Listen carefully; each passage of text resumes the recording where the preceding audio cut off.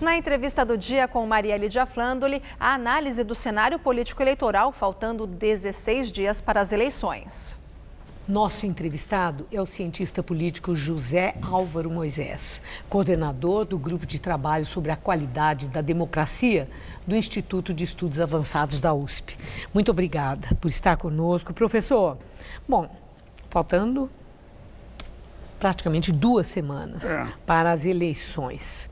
Bom, nós estamos vendo aí que parece que a coisa está polarizada entre petismo e antipetismo. Eu já quero começar daí. É petismo e antipetismo ou é algo mais ideológico, direita versus esquerda?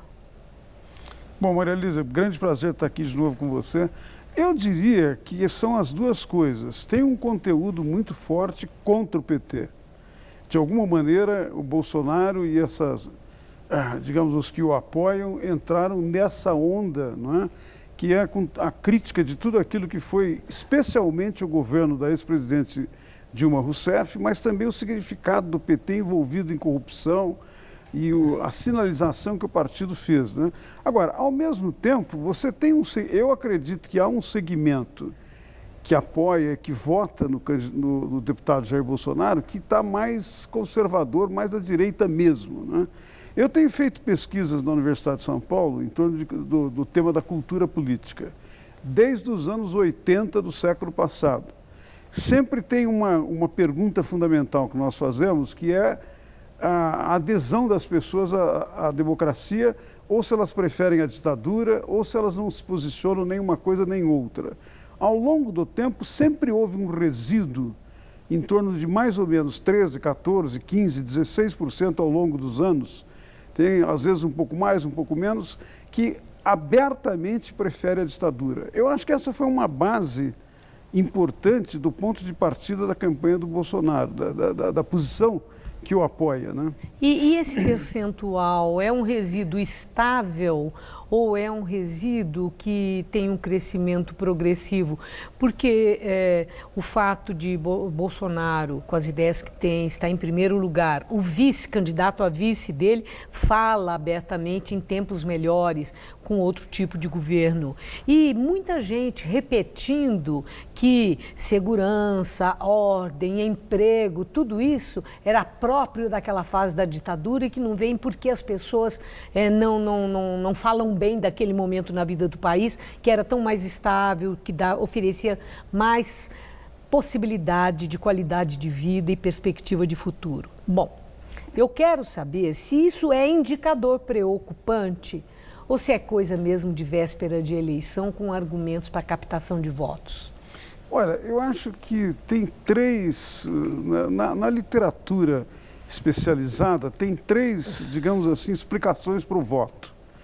Um é do sujeito que vota acreditando no programa do candidato ou do partido. O outro, de alguma maneira, é o que se chama o voto que recupera o passado. Recupera no sentido de ou é uma posição crítica ou é uma posição que apoia.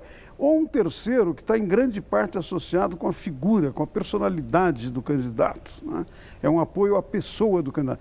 Eu acho que o que nós estamos tendo aqui nessa eleição, nesse caso, é uma combinação de alguns desses elementos. Quer dizer, uma parte do eleitorado que tem mais, digamos, ligação ao programa, tem também, como você mencionou, um conteúdo ideológico, quer dizer, faz uma escolha mais à direita. A direita estava bem escondida no Brasil, esse segmento não queria, tinha vergonha de aparecer. Agora, com as coisas que ocorreram, eu acho que aí é preciso levar em conta outras variáveis, né?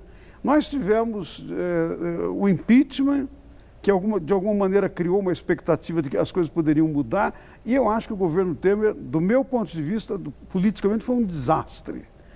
Teve uma ou outra medida... Do ponto de vista da população, né? O que a pesquisa mostra uma rejeição. Totalmente, né? Um percentual muito alto de rejeição. E depois as revelações da Operação Lava Jato. Às vezes as pessoas dizem, não, é a Operação Lava Jato que desorganizou os partidos. Não, o que desorganizou os partidos é eles estarem envolvidos em corrupção. A Lava Jato revelou. Agora, quando você tem essas circunstâncias todas juntas, cria um caldo de cultura de indignação, de rejeição, de protesto, e é preciso que alguém, de alguma maneira, empalme isso. Eu acho que é preciso fazer a crítica dos outros candidatos que não sejam o Bolsonaro nem o PT. Os outros não foram capazes de alguma maneira, de dar até agora pelo menos, de dar uma resposta consistente para o eleitor que está indignado. E o que é isso? Né? Eles estão lá combalidos, já se colocando na posição de perdedores, reconhecendo que já existe uma polarização e que eles estão fora? Não, eu acho que não. Eu acho que aí foi um erro de diagnóstico. Não se percebeu a profundidade da crise que nós temos no Brasil. Quer dizer, às vezes apareceu que a crise era só econômica, a recessão, sem levar em conta que ela é também do sistema político e é uma crise de valores. Quer dizer, que você tenha uma classe política que, na sua maioria, de certa maneira, adotou métodos, não é, que levam ao uso de recursos públicos de uma maneira totalmente ilegal. Você imagina a indignação que as pessoas têm com isso, o ódio que se criou. Em relação a isso, você precisa dar alguma resposta, uma resposta nova tem que ser, né?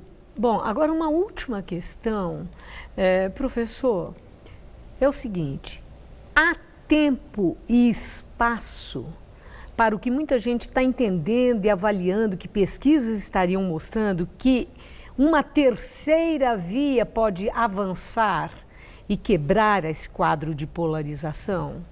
E aí, no caso, olhando os candidatos que estão, seria Ciro Gomes essa figura, considerando que pesquisas mostram que num segundo turno ele é o único que teria condição de derrotar tanto Bolsonaro quanto Haddad?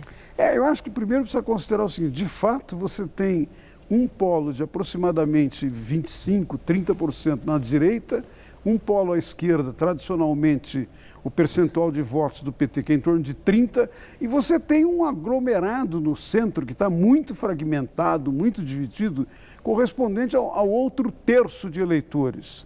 É preciso que alguém, ou de alguma maneira um entendimento entre essas pessoas, encontre um ponto de aglutinação para oferecer uma alternativa. Né?